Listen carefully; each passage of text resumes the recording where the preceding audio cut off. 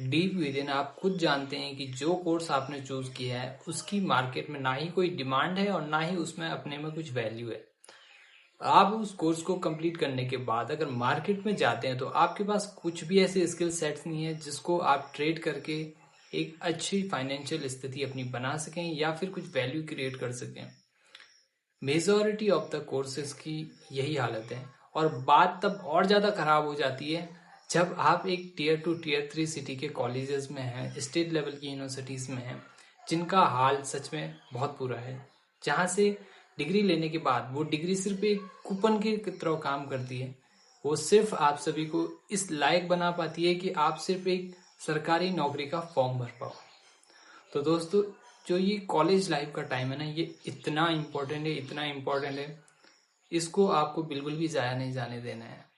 हमने इतनी गलतियां करी, इतना वेस्ट करा ये टाइम, जिसकी कीमत अभी हमें चुकानी पड़ रही है। जिस दिन आपको ये एहसास होगा कि टाइम निकल चुका है और जो आपके साथ वाले हैं, जो आपकी मौसी का लड़का, मामा का लड़का या फिर जो आपके फ्रेंड सर्कल के दोस्त हैं, जिस दिन वो आपके साथ के बच्चे किसी अचीवमेंट को लेके आपके सामने आएंगे, जब आपके कानों में वो खबर पड़ेगी, तो उस दिन आपको इतना बुरा लगेगा, इतना बुरा लगेगा जिसकी कोई हद नहीं। और वो इतना बुरा लगता है कि वो मैं शब्दों में यहाँ पे आपको बता ही नहीं सकता। तो उस दिन का इंतजार बिल्कुल मत करना कि आपको ये फेस करना पड़े। अपना जो टाइम है उसको बहुत बहुत बहुत आपको वाइसफुली यहाँ पे यूज करना पड़ेगा कॉलेज लाइफ में। आप ऑलरेडी जानते हैं कि वैल्यू आपकी डिग्री से आप इतनी एक्सट्रैक्ट नहीं कर पा रहे और ना ही आपके पास ऐसा कोर्स है जिसको करने के बाद आप एक जॉब मार्केट के लिए भी फिट हो पाते हो, आप कुछ रियल वैल्यू जो है वो बना पा रहे हो। ऐसी भी आपके पास कोई डिग्री नहीं है। इवन आप खुद से जानते हो कि जो एआई आ चुका है जब से, तो जॉब मार्केट में बहुत बड़ा डिस्ट्रप्शन आ चुका है। इवन जो कॉल सेंटर वाले थे ना, उन्होंने अपने सारे जो स्टाफ थे वो फायर करने शुरू कर दिए। सबसे पहले कॉल सेंटर में मैंने ये देखा था होते हुए लाइव। जो कॉल सेंटर के लोग थे उन्होंने 100 की जगह पर अब सिर्फ 5 एम्प्लॉय रखे थे, ठीक है, और सारी कॉल जो थी वो एआई ऑटोमेट करके आंसर्स दे रहा था। तो ऐसी हर जो फील्ड है वहां पे जो एआई है वो बहुत फास्टली जो है लोगों को रिप्लेस कर रहा है। जो भी रिपीटेटिव और छोटे मोटे टास्क थे वो सारे अब एआई कर रहा है, या फिर लोग एआई का यूज करके और एफिशिएंट हो रहे हैं, तो जिससे मैन पावर जो है वो काफी कम हो रही है। और जो टेक्नोलॉजी आईटी वाला सेक्टर है वहां पे भी हायरिंग जो है वो बहुत कम हो चुकी हैं। और ले ऑफ तो आप सुनते ही रहते हैं आए दिन की, यहाँ इतने ले ऑफ हो गए, यहाँ इतने ले ऑफ हो गए। इवन चैट जीपीटी जो कंपनी है उसका 50% कोड भी ना खुद एआई ने ही लिखा हुआ है। तो आप सोचिए कि इस डिमांडिंग स्किल की भी वैल्यू अब कितनी कम हो चुकी है, क्योंकि मीडियोकर लेवल का कोड तो आप सिर्फ एक एआई लिख देता है। तो आपको रियल लाइफ जो स्किल है वो सीखनी पड़ेगी, एआई को यूज करना आना पड़ेगा। अगर मान लीजिए आप एक कोडर ही हैं, आपका बीटेक ही है, तो आप एआई का यूज करते हुए जो अपनी कोडिंग स्किल है उसको कैसे 10x कर सकते हैं ये सीखना पड़ेगा। रियल लाइफ जो स्किल्स हैं जिनको आप ट्रेड ऑफ करके कुछ वैल्यू क्रिएट कर सकते हैं, उनको सीखना आपके लिए बहुत ज्यादा जरूरी है। क्योंकि जिस दिन आपको ये 3 साल की मस्ती का जो कीमत चुकानी पड़ेगी ना, उस दिन आप ऐसे कोई बैठ के अच्छा सा मेरा कोई वीडियो नहीं देख पा रहे होंगे, क्योंकि उस दिन आपके पास ऊपर इतना प्रेशर होगा, अब क्या करूं, अब कहाँ जाऊं। घर वालों का पूछना होगा कि क्या करोगे, रिश्तेदारों का पूछना होगा बेटा क्या कर रहे हो सबका, और आपके पास कोई भी जवाब ना हो। तो ऐसा मैं बिल्कुल नहीं चाहता हूँ। तो अपनी जो स्किल्स हैं उन पे आपको काम करना ही होगा। हाँ, मुझे पता है कि आप में से कई सारे बच्चे तो ऐसे हैं जिनको ये भी पता नहीं था कि कोई करियर काउंसलिंग उनके जीवन में थी ही नहीं है, और उन्होंने बस ये बाय डिफॉल्ट ये कोर्सेज ले लिए। उनका आर्ट्स था सब्जेक्ट, उससे पहले तो उन्होंने बीए ले लिया, साइंस था तो बीएससी ले लिया, ऐसे ही बीकॉम ले लिया, बीटेक ले लिया, पर उनको पता नहीं है करना क्या है। बस घर वालों ने बोला, चाचा का लड़का था, मामा का लड़का था, उसने बोला बीटेक का पैकेज लगा हुआ है तो आपने भी कर लिया और एक सस्ते से कॉलेज में चले गए आप। यही प्रॉब्लम सबके साथ है, ये मेजोरिटी ऑफ जनता की यही कहानी है। और उसके लिए वो ब्लेम किसको करते हैं? अपने पेरेंट्स को। हाँ, मैं मानता हूँ इसमें उनका हाथ जरूर होता है थोड़ा हद तक, पर उतना भी ज्यादा भी नहीं। मेरी खुद की कहानी ऐसी ही है। मैं चाहता था कि मैं बीबीए करूं और फिर एमबीए करूं, फिर उसके बाद एक एमएनसी में लग जाऊं, या फिर कोई स्टार्टअप ज्वाइन कर लूं, या फिर खुद का स्टार्टअप करूं। पर नहीं, घर वालों ने तो ठानी रखी थी इसको हम नहीं करने देंगे। तो उन्होंने क्या करा कि रिश्तेदारों को बुलाना शुरू करा है, सो कॉल्ड एजुकेटेड और काउंसलर टाइप रिश्तेदार, और वो आते थे तब वो ये बताते थे कि बेटा नहीं, बीबीए वाले तो सिर्फ सेल्स पर्सन बने हुए रहते हैं, वो तो 20-20% डिस्काउंट पे किताबें बेचते रहते हैं, लोगों के घर घर जाते हैं, धूप में चप्पलें घिस जाती हैं, उनका कुछ नहीं होता, पूरा जिंदगी बर्बाद हो जाता है। और फिर मैं भी डर गया भाई। तो हो सकता है ये आपकी भी कहानी हो, क्योंकि ऐसा होता है, अक्सर होता है इंडियन सोसाइटीज़ में। करियर काउंसलिंग जो है वो बच्चों को नहीं दी जाती है, और प्रोफेशनल तो है ही नहीं यहाँ पे, इतना इंफ्रास्ट्रक्चर है नहीं कि हर बच्चा खुद से ये डिसाइड कर पाए कि हाँ यार मुझे ये करना है। तो अगर आप इसी कैटेगरी में आ रहे हैं कि आपके पास कोई आइडिया नहीं है, तो प्लीज़ आज ही इसी वक्त एक प्लान बनाना शुरू करें, क्योंकि आपको पता है कि 3 साल के बाद भी आप इसी पोजीशन में रहे कि आपको नहीं पता है कि आगे क्या करना है, कैसे होगा, बस आप बहाव के साथ जा रहे हैं, तो दोस्त वो स्थिति बहुत बुरी होगी। आपकी इमेजिन करना भी मुश्किल हो रहा है मेरे लिए, क्योंकि मैंने कई सारे बच्चे देखे, वो सिर्फ इस बात से बचने के लिए कि क्या कर रहे हो बेटा, कहाँ, मतलब उनको कुछ है नहीं आइडिया, तो वो बस खाली नेक्स्ट कोर्स में इनरोल कर लेते हैं, बस किस्मत के भरोसे बैठे हुए रहते हैं कि कभी कुछ हो जाए, कुछ कहीं से कुछ हो जाएगा तो उनकी नौकरी लग जाएगी, या फिर ऐसे कोर्स आगे बढ़ाते रहते हैं। अच्छा क्या है, बीएससी कर लिया, अब एमएससी कर ले, अब बीएड कर ले, कुछ भी करते रहते हैं मतलब। तो आपको खुद से एक प्लान बनाना है और ऐसी स्किल्स को फिगर आउट करना है, ऐसी जो इंटरेस्ट है, आपके एरिया ऑफ इंटरेस्ट है वो देखने हैं। हो सकता है आपका म्यूजिक में इंटरेस्ट हो सकता है आपका पेंटिंग में हो सकता है आपका किसी भी चीज में हो, एडिटिंग में हो, ग्राफिक डिजाइनिंग में हो, कोडिंग में हो, आप उन चीजों को सीख सकते हैं। और कॉलेज के साथ साथ सीख सकते हैं, कॉलेज में बहुत सारा स्पेयर टाइम होता है। और हाँ, बहाना ये मत बनाना मेरे पास रिसोर्सेस नहीं है। आजकल इंटरनेट और एआई के जमाने में अगर आप ये बहाना दे रहे हो तो यार सोचो तब आप कहाँ हो करके। आप ये बहाना दे ही नहीं सकते, कोई भी ऐसी चीज नहीं है, कोई भी ऐसी इंफॉर्मेशन नहीं है आज जो बिलो द टेबल है, सारी अबव द टेबल है। यानी कि आप कोई भी चीज एक क्लिक पे इंटरनेट में सब अवेलेबल है, आप उसे तुरंत एक्सेस कर सकते हैं। और वही वही इंफॉर्मेशन होगी जो कोई स्टैनफोर्ड का बच्चा एक्सेस कर पा रहा है, और आप भी। इंटरनेट की इतनी बड़ी ताकत है और एआई ने उसे और भी विकराल बना दिया है। तो ये बहाना तो बिल्कुल मत देना, और एक प्लान बनाओ और अपनी एरिया ऑफ इंटरेस्ट पे काम करना शुरू करो। अगर आप ये डे 1 पे जानते हैं कि यार मेरा इस पढ़ाई में इंटरेस्ट नहीं है, बस मैं एवरेज हूँ, ना ही फेल होता हूँ और ना ही इतना है कि मैं टॉप कर लेता हूँ, तो आप सरकारी नौकरी भी नहीं निकाल सकते हो, तो आपको कुछ और करना ही पड़ेगा, क्योंकि 3 साल के बाद जो स्थिति होगी वो बहुत भयावह है। और दोस्त, शुरुआत में बच्चे निराशा में फंस जाते हैं कि यार अब मैं कहाँ फंस गया, अब क्या करूं, कैसे करूं। और याद रखना, निराशा स्वयं का सबसे बड़ा अपमान है, किसी महापुरुष ने कहा था। तो निराशा में मत फंसना। जो थोड़ी बहुत आशा है, यानी कि जो आपकी क्रिएटिविटी है, छोटी मोटी कला है आपकी, कुछ भी हो सकती है वो, उस पर ध्यान देना और उसको बड़ा करने की कोशिश करना, उसमें आप बहुत आगे तक भी जा पाओ। ये वाली मिस्टेक मोस्ट ऑफ द बच्चे करते हैं और पछताते हैं अपने जीवन भर। दोस्तों, कई सारे बच्चे होते हैं जिनको हाँ पता है कि यार मेरे को तो यही जॉब निकालनी है, मेरे को तो यही करना है, वो करते हैं, उनको पता है मेरे को मास्टर ही बनना है, पर वो करते क्या है कि मिस्टेक ये करते हैं कि अपनी पर्सनैलिटी पे वो कभी काम नहीं करते हैं, या फिर करते भी हैं तो बहुत नेग्लिजिबल अमाउंट का काम करते हैं। उन्होंने कभी अपने कम्युनिकेशन पे ध्यान नहीं दिया, कभी अपनी पर्सनैलिटी पे ध्यान नहीं दिया, ग्रूमिंग पे ध्यान नहीं दिया। ये चीजें इतनी इंपॉर्टेंट है, मतलब आप समझ नहीं सकते। जब आप किसी से मिलें तो जो इम्प्रेशन आपने देखा होगा कि एक वेल ग्रूम्ड, एक वेल डेवलप्ड पर्सनैलिटी का जो ऑरा होता है, मैं उस ऑरे की बात नहीं कर रहा हूँ जो इंस्टाग्राम पे चलता है, मैं दूसरे वाले पर्सनैलिटी वाले ऑरा की बात कर रहा हूँ। तो जो आप फील करते हैं, जैसे आप एक बड़े लोगों को आप समझ लीजिए, वैसी जो पर्सनैलिटी है वो आपको डेवलप करनी है। अब ये पर्सनल स्किल्स होती हैं और इमोशनल स्किल्स होती हैं, कैसे आपको बात करनी है, कैसे आपको बिहेव करना है, ये सब सीखना इतना ज्यादा जरूरी है। इसकी कीमत आपको अभी नहीं पता चलेगी, इसकी कीमत आपको तब पता चलेगी जब आप रियल लाइफ सोसाइटी में जाएंगे, जब आप कोई काम करना शुरू करेंगे और वहां पे आपको लोगों के साथ डील करना पड़ेगा।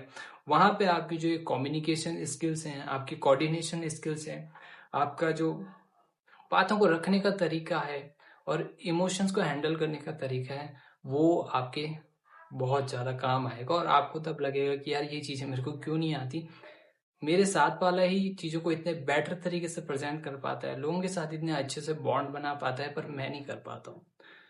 मैंने देखा है जो भी बच्चा लीडर होता है अपनी फील्ड में या फिर अपनी क्लास में, बस उसमें यही चीजें ज्यादा होती हैं कि वो कहीं से ये सीख चुका होता है, या तो फिर खुद से सीख चुका होता है या फिर उसने कहीं से सीख लिया होता है। और आपके पास तो इंटरनेट है और मैं तो हूं ही साथ में आपके। आपको भी खुद की पर्सनैलिटी पे काम करना है। बेसिकली मतलब ये है कि आप कैसे लोगों से डिफरेंट हैं। कॉलेज में तो 6,000 बच्चों ने एडमिशन लिया, अब सब एक ही स्कूल से निकल के आ रहे हैं लगभग। और अब आपकी पर्सनैलिटी में एक्स्ट्रा क्या है, जब आप खुद की जो जॉब मार्केट में खुद को देने जाएंगे या फिर जॉब लेने जाएंगे, तो फिर आप क्या टेबल के ऊपर रख रहे हैं एडिशनल अबव द डिग्री, और जो भी आपके एक्सपीरियंस है उसके अबव क्या देख रहे हैं। तो वो यही जज करते हैं कि आपका पर्सोना कैसा है, ये आदमी कैसा है, ये चीजों को कैसे हैंडल करता है, ये टास्क कैसे हैंडल करता है, ये कोऑर्डिनेट कैसे करता है, और चीजों को देखने का जो पर्सपेक्टिव है, अपॉर्चुनिस्टिक है कि पेसिमिस्टिक है, कैसा है।